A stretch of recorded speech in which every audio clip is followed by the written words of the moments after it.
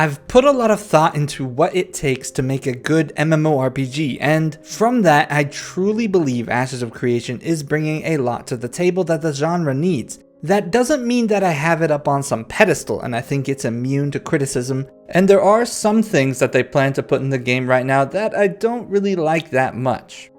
Now, the worst offender for me at this time, and the one I want to talk about in this video, is the family teleport system. It's been a hot topic of discussion as of late, so I thought I would chime in and say why I believe something like this is bad for the game.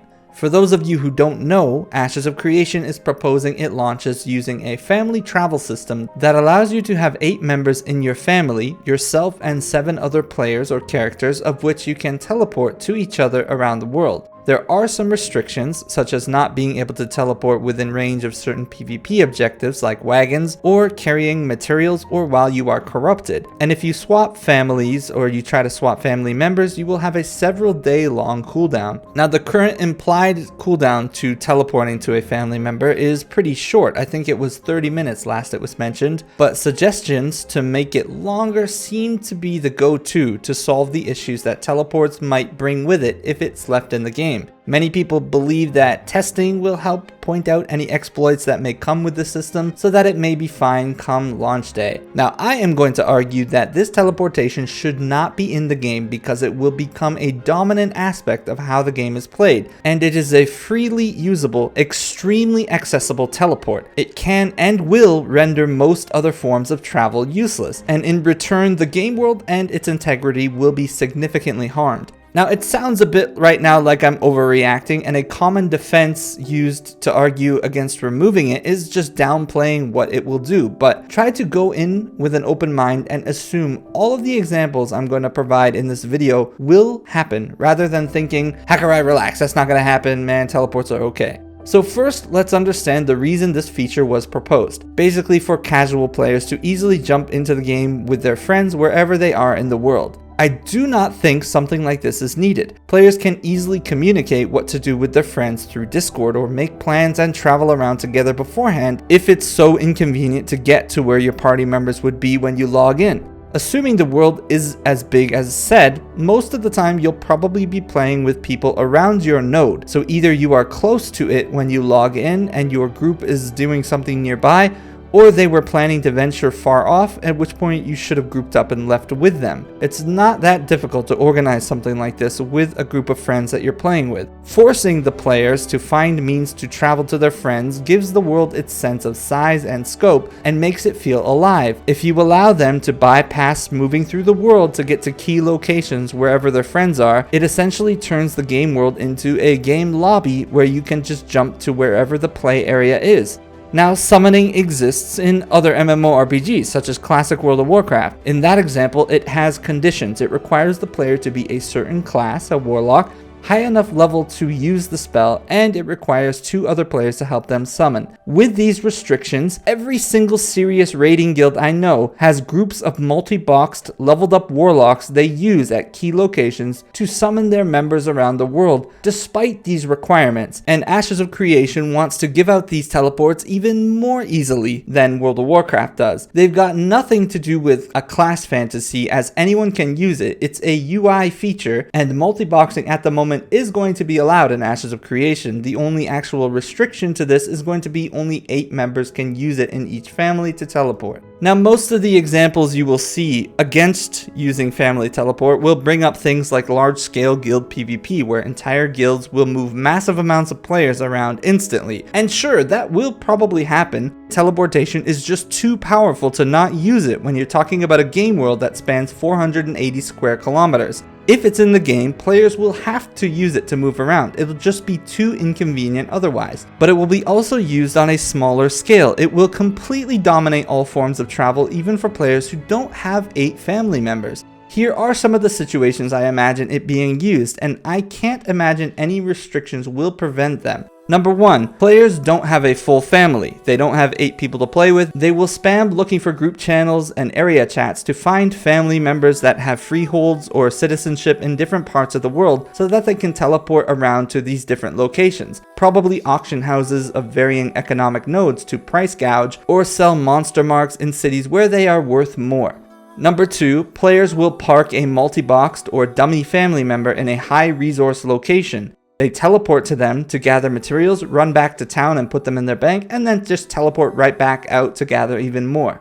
Number 3, a family member of 8 people can send out their members to somewhere between 4 to 8 different popular farming grinding spots until they find the spot that is least contested, and then they all teleport to that spot through the family system rather than trying to PvP or contest or fight for certain spots.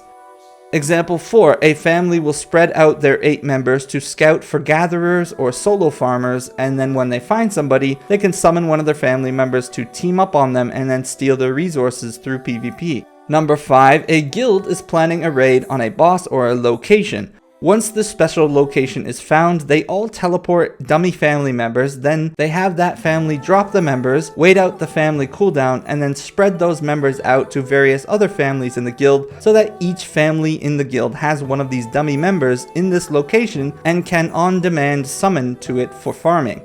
Example 6, a guild will assign flying mounts that they find off of rare bosses based on which families in their guild do not have a member yet with a flying mount, to make sure that each family in your guild has at least one member with a flying mount. This flying member can then be used to quickly fly to locations and then summon the other party members, essentially granting the entire group the benefits of a flying mount.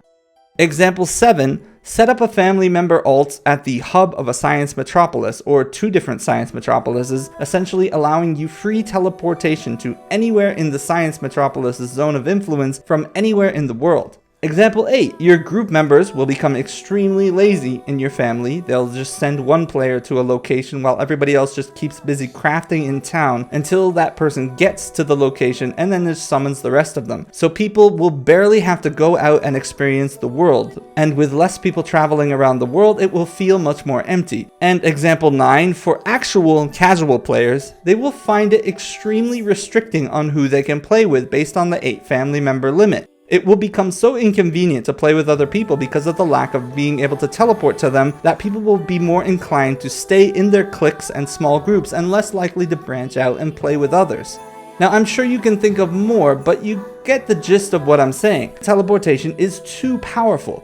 Anyone who doesn't use it constantly would be an idiot, and it would almost never get used for its actual intended purpose. It would, without a doubt, completely dictate how people move through the world of Vera and would make the world feel empty. Don't think that adding a longer cooldown or putting more restrictions would fix these issues. Guilds will just tell you to save your summon cooldown for upcoming events, and people would wait out their teleport cooldowns and play around them so that they don't waste time traveling. I shouldn't really need to argue these points. Anybody who has played an MMORPG in the last 5 years knows this is exactly what's going to happen to the game if you allow something as powerful as these extremely accessible family teleports into the game. Whatever restrictions you put on the teleports, people will just take that into account. The only way that these teleports would not dominate all travel in Ashes of Creation is that if you make it so bad and so inconvenient to use them that no one, not even the casual players, would want to use it. And at that point, why even put it in the game in the first place? If you want your world to feel alive, brimming with players who are immersed in it as they ride around, explore, encounter others who may need help or may be worth robbing,